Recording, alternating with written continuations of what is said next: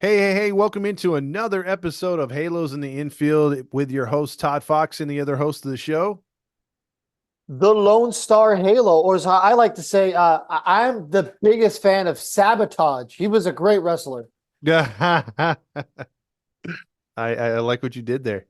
Uh, Also, I like the fact you're on the casting couch. What part are you going for? Oh, you went there. No, it's another day, another dollar here on Halos in the Infield. We're going to be checking in, following up a little bit of what we talked about the other day, which was ownership change and what that would mean for a franchise like ours, as God knows we need it as bad as the A's.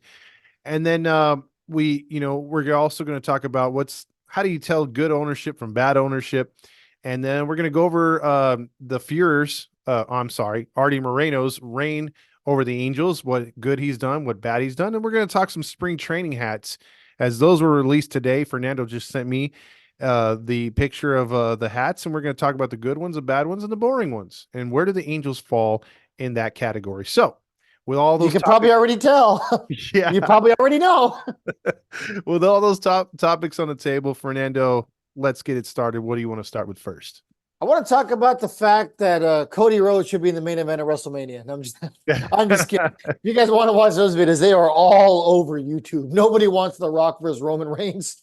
Yeah, or the Vince McMahon scandal. That's another thing. Oof. That's fair. Yeah, I'm just waiting for that to happen here. How has that not happened here in Anaheim? Oh, I don't know. Should. Yeah. Should. How has Artie not been linked to photos of this couch? I don't like the wrinkles in that couch behind you, by the way. There's been some stuff going on right there. If this couch could talk, Yeah. it would just scream, ah, because this is like an IKEA couch. Oh yeah. There's still payments to be made on it. So Oh no. What smells worse, the expired cinnamon rolls there at the IKEA cafe or the couch? I don't know which one's softer because they're both pretty hard. The cinnamon buns and the couches. No. Anyway, well, sorry for any of the kids who are in the audience who had to endure that. We were talking about positive things. Mm-hmm. Positive things. Um, so let's go ahead and dive into. So you guys address the rumors. As of right now, that's all it is. Speculation. Mm-hmm. Our inside sources have not said anything. It could very well be an RKO out of nowhere situation, like what happened with the Orioles, because Yeah. that took the world by storm. That was a surprise.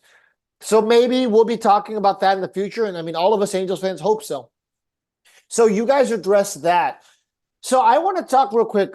In your opinion, what makes a good owner and what makes a bad owner? You can keep that mutual to baseball, or you can dive into other sports if you want. But in your opinion, what's a good owner? What's a bad owner?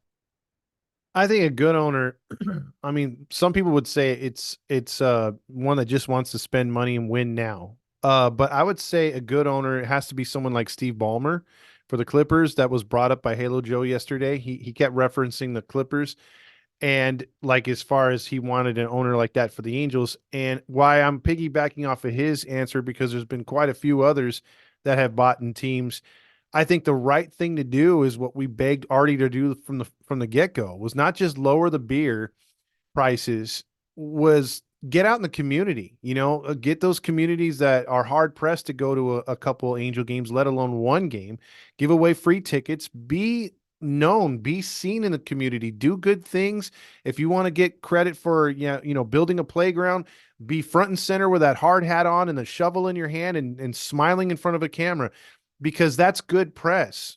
Put yourself out there, do good, and people will flock to that and be like, you know what, that guy's not a bad guy. I want to root for the, they might not even be baseball fans, but they'll root for you because you're doing things for the community, or you find a charity that, maybe there's animals, there needs to be a new, because they're overwhelmed with lost and endangered animals in the community, and they need another Siaka, make another one, or donate to the cause, do something. Again, put your name all over the community. That's a good start when you're a new owner, especially if you're coming from out of town like Artie was, Steve Ballmer was. You want to do those things for the community. And especially, like I'm going to say, for the Rams owner, I don't like the Rams, but long story short, he didn't ask the community for help to build his stadium. He built it himself, and he built it for the people. And I think that goes a long way as well. Do you think Artie would be the type of person to donate to a charity that hates animals? I'd like to see that charity because, Like a Cruella de Vil situation? yeah, I don't know how that charity would be going on or who would be funding it, but I could see him donating to that. That's fair. That's fair. I mean, we saw what happened during COVID where he like didn't pay his employees. So, Yeah. and the whole mind thing. So let's go ahead and real quick talk about Steve Ballmer because you guys brought Mm-hmm. him up. Mm-hmm. So do you, because did you know, damn right, there was people who laughed when they heard Steve Ballmer.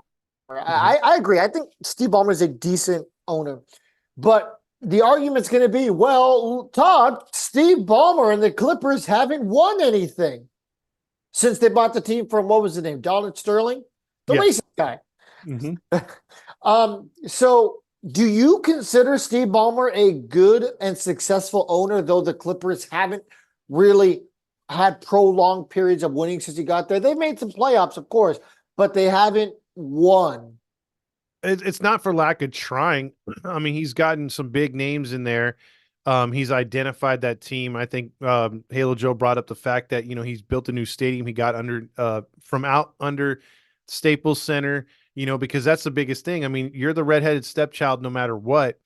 But if you're living with the ideal, perfect son, the prodigal son stadium, you're really going to be the redhead stepchild. So they needed to get out of there. He got him out of there. They've got a new identity. They play different. Changed the logo. I mean, that was something that as Angel fans, a lot of us want like a retro, like sort of like down the middle type jersey, honoring both retro and the new style, or just going retro, getting away from whatever if a new owner were to come in, establish. Because I've seen it even with my Seahawks when we changed ownership, like and they got the new coach. They got away from those old school jerseys. Sometimes that's what you need. You need to flip the script. You need to start new, organization and wise, all the way, to the damn jersey. So I think Ballmer's done it right. I would love to see someone that's always there at the stadium too, like Artie was in the beginning. Like Ballmer's front and center no matter what. They could be playing the worst team in the league, and he's right there jumping up and down just like the mascot. Yeah, that's fair. I mean, so here's my whole thing with the owner. I think a good sports owner lets their sports people make sport decisions. Mm. You let your entertainment people make entertainment decisions. Your food people, down the line, you get what I'm saying. You let those people handle those things. Look at WWE, right? They're a wild oil machine, right? Billion dollar company. They make tons of money. They print out money. Mm-hmm. There's a lot of times where a guy like Vince McMahon used to dip his fingers everywhere and he used to let the wrong people make the wrong choices. And that's why people think that wrestling's better right now, right? You got a guy like Triple H running it. He lets certain people make certain decisions. That's an example of how a business should be run, right? Things are good. The things are the best in wrestling they have been in decades. So with that being said, that's the model. Artie could have been a good owner, and he was to start, right? Mm-hmm. He wasn't overstepping it. Like you said, he was involved. He was there. When we have our friends in the organization telling us that Artie shows up the first day of spring training and all he says is, hey, make sure to sign a lot of autographs, and he walks out, and that's the last they see of him all year, that's not good. Mm-hmm. Your owner needs to know the pulse of the organization, the clubhouse, the locker room, because if something's not working, they need to shake things up. Because at the end of the day, you know what makes money? Winning, making the playoffs, or at the least, playing competitive games in September. You know what doesn't make money, Todd? Every August and every September when we get those emails that tickets are $4 by using the code Artie, you know what I mean? Hey, use the code Artie for $4 nosebleed tickets. Yeah, yeah, That great. I can go and get a $4 beer. You're going to need it because this team sucks. yeah, You know, yeah. there's two different ways to win. And actually, I don't even think that either one works anymore. Every team that's successful nowadays has a hybrid method. You could buy a championship, which doesn't work in baseball these days, but when we were kids, it did. The Yankees did it all the time. Yeah. Or you can build a team. You tear it down to the studs. Literally, you're putting your popcorn vendor out there to play first base, the beer guys pitching, the peanut guys in right field. And most teams do that for 2 or 3 years. They suck their dog water. They trade away, they get these pieces, they draft pieces, and that's their team. They build around those guys. You know, the Cubs, the Royals, the Giants, it's worked plenty of times over the last 2 decades building. And there's a lot of teams who do a combination of the two, like the Dodgers. We hate them, but we'll all admit the Dodgers are a well-run organization. Are Mhm. they perennial winners in terms of championships? Of course not. But they make the dance. They do. And let me ask you this, because this was asked me the other day. Can you have an ego? Because this brings up what you were talking about. Can you have an ego as an owner and use it for good and still have trust in your organization and the people you hire to run your set organization? Look, I think that having an ego, no matter who you are to an extent, is good and healthy because you need to know I am that dude or I am that woman. There is nothing wrong with knowing, hey, I'm in charge. But a good owner, employee, person, whatever. I'm drive through employee at a McDonald's. A good person knows when to proceed and when to take a step back. I just got a new job because they asked me, like, hey, what do you think, making a successful entrepreneur? And I think this translates all across the board for all those jobs I just mentioned. I said, the second that you stop learning and you stop becoming a student of your craft or your field, you have already failed. And I think that applies to owners too. You might think you know everything. You might think you're the living crap. But the second that you stop being willing to learn from your baseball people, entertainment people, whatever, you have already failed. Your organization has failed and you have failed as a, owner. Yeah, because and there has to be, an ego, because I think every owner, no matter what sport you're in, whether it's soccer, whatever, you win a title, you want to hold that cup, you want to hold the championship, you want to be right there in the middle of the, even though you never threw a ball, you never caught, stopped a goal, you're right there because without you, that team doesn't exist, that team doesn't get paid, that team doesn't have the roster it has. I think owners should be acknowledged like that too, but also have it in their ego, like you said, to be like, you know what, we wouldn't be here if the general manager didn't do this, if the Of players course. didn't come through here. Yeah. The coaching And staff. yeah, yeah. And I think we saw that in Dallas. Jerry Jones, went at, if you know your history, went at, what's his name? The other coach, I forget, Jimmy Johnson? there you go, Jimmy Johnson. Yes. Their egos just massively clashed because they both wanted complete and utter control and credit over their Super Bowls. And they should have just came to an even kill and a 50-50, and that dynasty would have lasted a lot longer. But we can't even get to that dynasty, Fernando, because it works in the worst way for our owner. Because if you get on his bad side of his ego, he gets upset. He takes it out on the fans. He takes it out on the franchise, and we're in a state of flux. I mean, I don't even know if this is flux. I mean, this is like that movie where the space shuttle or gets hit by the asteroid and it's just floating in space, and the bodies are. Wally? I don't know. Yeah, yeah. That's that one with I know I'm blanking on all my references. Why even bring it up, Todd? Anyway, Wizard of Oz? I don't know. yeah, I Wizard of have Oz. no idea what you're There you talking go.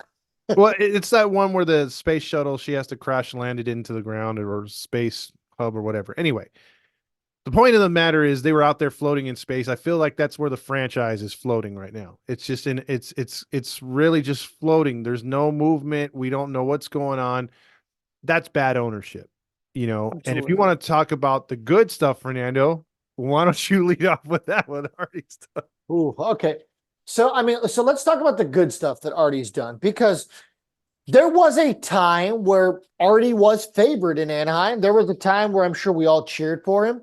And Hmm. it was at the beginning, right? Because to start, he did a good job about letting his baseball people make baseball decisions. Correct. There was a time where he let the minor leaguers properly develop. Now, maybe he never properly took care of them, but he was at least seemingly letting the baseball people develop those young guys. Because for a while there, when he took over, the Angels still had young prospects. They were coming up, they were getting developed in the system, Hmm. and they went on to be productive major leaguers. But honestly, it really seems like since Trout came up, it's been a whole lot of nothing, really. I Yeah, and then he was oh, funding go the ahead. scouting department there for a while too. There you go. Yeah, yeah. And there was a time where the Angels didn't have like the most bare bones scouting in all of baseball. Correct. I know they've gotten a little bit better now since Perry, but there was a long while there where they just didn't put any money into it at all. Let's see. Of course, you're always going to get the people like, well, he lowered the price of beer. Okay, cool. Let's throw that on there. Um, he definitely did a good job originally of creating a positive, family friendly environment at Yes. Angel Stadium. Yes. The biggest thing that he's done is he made this team into a destination for free agents. Say what you want about those free agents not panning out, but there was a time where the Angels couldn't get anybody to come here. They got Reggie Jackson at the tail end of his career, Ricky Henderson. They used to get those kind of guys who are on the way out. Hmm. But when Artie took over, you started to get your Vlad Guerreros, your Bartolo Colons, your Torrey Hunters. Say what you want. Of course, there's the Josh Hamiltons, the Pujols, the Rendones, but still, those are big free agents that were attracted to come here for better or worse. You can't have it both ways. Yeah. You can't want these big name free agents. You get one, it doesn't work out. And you're like, oh, I don't want any more free agent signings. It doesn't work like that, right? You want it or you don't. Let's see what else. He's gotten a giant TV contract for the Angels, which means more money, which means more money to invest in the team, which in theory means more eyes on the prize, more eyes on your product, which is always good. So, say what you want, but from a business perspective, we are talking pure business, not winning. He has been one of the better owners in baseball in that regard. Once again, if we're talking about winning, forget about it. One of the worst. Hmm. But I think that it's fair to say, from a pure business perspective, over the last decade, he has been one of the better names in baseball. Correct. And I gotta ask you something too. I know you're drinking the water right now, but with everything you said right there, he has valued this franchise and upped the value of this franchise to places and heights that, as a fan, maybe in the early 2000s or late 90s, nobody would expect that it's worth as much it is, Otani or no Otani. So my question to you is, because I got to ask the guys the other night what their were they surprised on the price tag for the Orioles? Are you surprised, given what the bids that he got for this team when he was flirting with the idea to sell, that the Orioles, with their organization at probably its peak for that I've known, I've never seen it this good, went for less than what the Angels were offered? No, I think the Angels are destined, even without Otani, to be sold for more than the Orioles. It's a bigger market. Um, and I just think there's more potential here in Anaheim than there is in Baltimore. I mean, for crying out loud, you got to live in Maryland. Um, but I will say the Orioles have a young team. They have, in my opinion, if not one of the premier baseball stadiums. Honestly, one of the best sports venues in the world, really, for what it is. And the team just has so much potential because they're so young. But also think about it, for a potential owner here in Anaheim, there is a lot of potential as well, right? You still have a young team. You have one of the biggest media markets in the world, especially in baseball. You still have Mike Trout. Say what you want about his numbers last year. He's still a giant draw and a giant name. You had Otani at one point, and you have a team with rich history. And no matter what, if you stay at this site in Anaheim, if you buy the land around it, you develop, you build a new stadium, whatever, as long as you're close enough to Disneyland, you are always going to get millions and millions of people that come to your stadium because, it's just part of the Orange County experience. Correct. And I gotta say this too.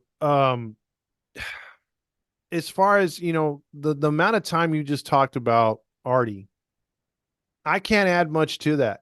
I think in the 3 minutes or less that you brought up the good that he's done, we can go about 2 to 3 hours worth of bad, and Yeah, that's it's not fine. good. And we have episodes and episodes of that. You know what I mean? It's there. Yeah, There's a reason why we know for a fact Arte Moreno hates us. yeah. I mean, Hi, Artie. yeah.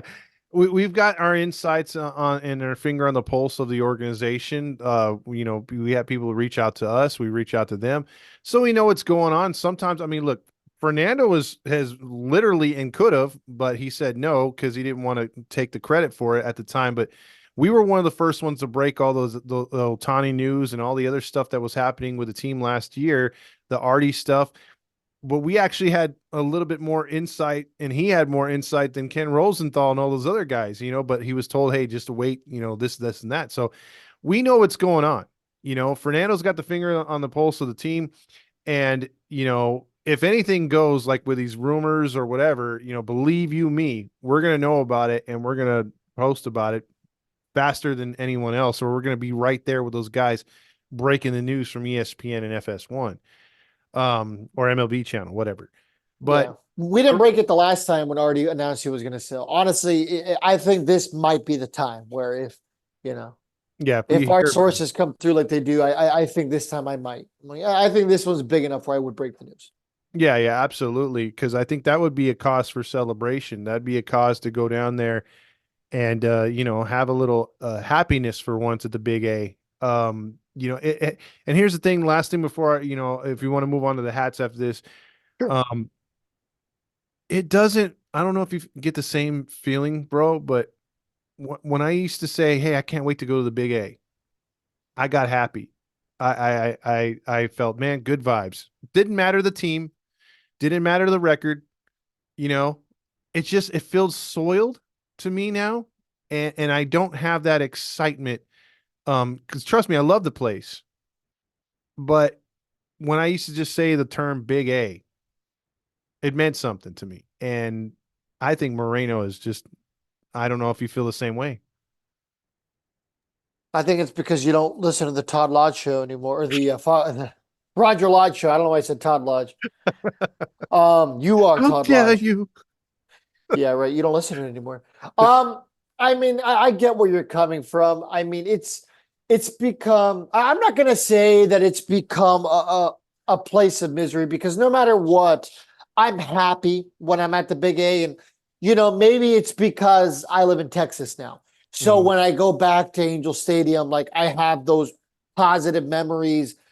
Um, and obviously, getting to meet like the audience, having being in line for like Dippin' Dots and having someone come up to me and be like, "Hey, you're from Halos in the Infield." Like, yes, I am.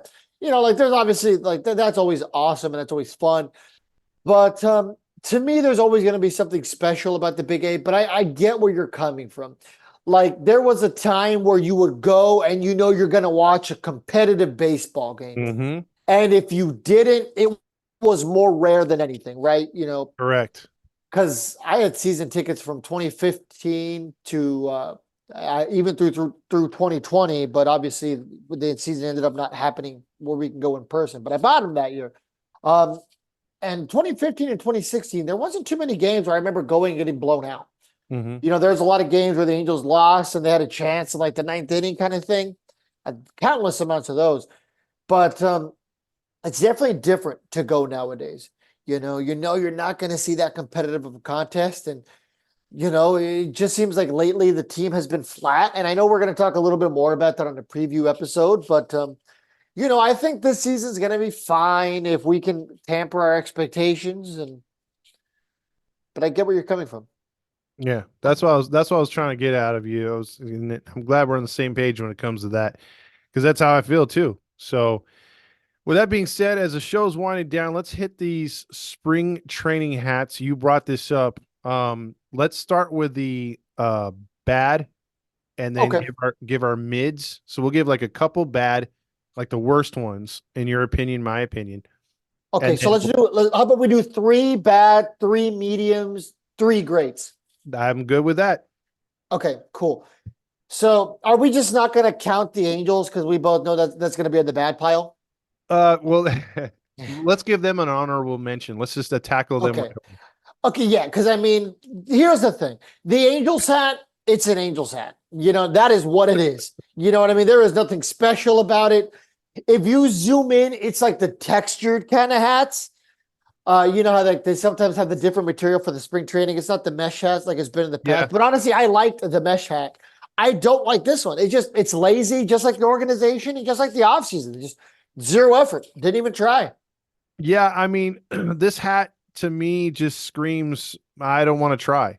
Yeah. Like last year's they had like I think the cactus in the background, like they had their individuality a little bit. This one just mm, it just screams, hey, these are our leftover regular season hats from last year. Yeah, exactly. I ordered one of the new spring training shirts and it's pretty cool. Like it's white. And Hmm. on the back, it has like a sunset with a pink cactus. It's like pink, green, and white. That's cool. So it's almost like the Miami Vice kind of colors. I don't know if you've seen the Yeah. Miami Heat jerseys, the ones that like a lot of people Oh yeah, like. yeah. It's like teal It's like teal that. stuff from the 90s. Yeah, exactly. I'll send that to you. The shirt that I got, and that one's cool. So like, I kind of had some hope, like, oh, like, well, maybe they're gonna go for something really different and really out of the box. Hmm. Um, and then I also got the Cactus League middle finger sweater. I don't know if you saw those. No, I haven't seen that one. Okay, I'm sending those. I'm sending that to you too. I got both of those, and I know the middle finger sweater was all over Twitter. I bought mine like a day before all that broke. So Okay. yeah, I was texting Ty about it. We were talking about how funny it was. But yeah, I sent it to you now. So let's talk about the bad hats. So That's a we good look, by the way, on that shirt you sent. That's a yeah, good it's a look. very very sick shirt, and then you're about to get Like the that middle shirt. finger cactus. Okay. Okay, so bad. I think the Astros are bad because they have the two different tints of orange, and that's horrible. I'm gonna throw the Yankees on there. I know they can get away with it because they are the Yankees. Hmm. You know what? Actually, no, I'm not gonna cut the Yankees on there. I'm gonna go Nationals, Padres, and Astros for the worst three. I'm gonna I'm gonna I'm gonna go with the Rays because they try to incorporate that yellow. It's just not a good look for their jersey with that bright powder blue. So I don't like that little ray that they got. It's if anything, they should have had a blue hat with a yellow ray, but they did it opposite. So I don't like that. Yeah, yeah, yeah. I like the Ray. I just don't. Yeah, I'm with you. I don't like the yellow. Yeah, and then I'm gonna go with the shit fucks from Ohio. That is a stupid ass logo, no matter what it is, and they didn't really try either. And the other lazy category with this, to me, is the Rockies. They're just as bad. I mean, Oh yeah, it's funny. They're right above each other. yeah, it makes sense, but yeah, that's a hat I'm like not impressed with either. You don't hate the Padres one because like the Padres one's one of my least favorite. It's horrible. Where do the batteries go in? Yeah, yeah. I mean, That is a flamboyant yellow. I'll put that as an honorable mention, but I'm good with that. I guess it's the same thing with the A's, but honestly, I don't hate it that much with the A's. Yeah, it's plain, but like I think it works a little bit more for them than it does with the Padres. And with the Pirates, it's fine. Yeah, yeah, exactly. Okay, so my miss, I'll go Blue Jays. I understand that's a very plain hat for them, and I think they use that hat normally. But I Hmm. just love that logo so much. It's not great. It's meh. Hmm. I'll throw the Rangers on the meh because I like it. I don't love it. And finally, the third one's kind of tough. I'll go Diamondbacks. Diamondbacks, okay. My meh ones, I'm gonna go Boston, because I'm just glad they didn't go to the UCLA colors. Oh yeah, The red and black's kind of sexy. Um, I say the same thing with the Giants. I know those are their primary colors, but just reversed. So, but Yeah. I still like the orange cap with the black bill. And I'm with you on the Rangers hat. There's something about it. Just the color. Had they gone with a red or a dark blue, no. Yeah. But I do like that powder blue. Yeah, their powder blue jerseys are pretty good. Yeah. Yeah, I do like those. So this kind of matches that. All right, and now the star-studded category, the better ones. My favorite of all the spring training hats is the Cubs hat. Mm-hmm. I like how it has the Cub on there. I love the baby blue background, and then the brim matches the Cub on it. Mm-hmm. Pure perfection. Um, I like the Twins hat because it's different, it's unique. It represents the Twin Cities. I don't think that's a logo they've ever used before. I'm not a Twins fan, so correct me if I'm wrong. If there's any Twin fans, Yeah, I've why? never seen that before. I've seen the two guys shaking hands from Yeah, and yeah. that would have been cool too. Yeah, that's cool too. But it represents the city, so I mean, it's cool. Honestly, if I ever go to a Twins game in Minnesota, because I haven't been to that stadium yet, Mhm. and they sell this hat in the gift shop, I might consider buying it. Would I ever wear it? No. You guys never see me wear hats from other teams, but and then last, I am going to say the Marlins. I like the Marlins hat. Okay, okay, I dig that. I think I really like that White Sox gray, with And a you were black. saying that up there. Yeah, I don't know. I mean, I have an Angels hat similar to that where it's this gray with a black CA, California Angels. Okay, okay. But I like that White Sox for some reason. That's just that caught my attention right away. Honorable mention, I really like the Mets, Yeah, orange and blue one right there, but I'm not going to put in my top three. Just an honorable mention.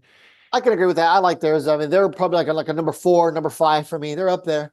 Yeah, yeah. The Tigers one for some reason, I'm sentimental to that tiger logo. With a growling tiger.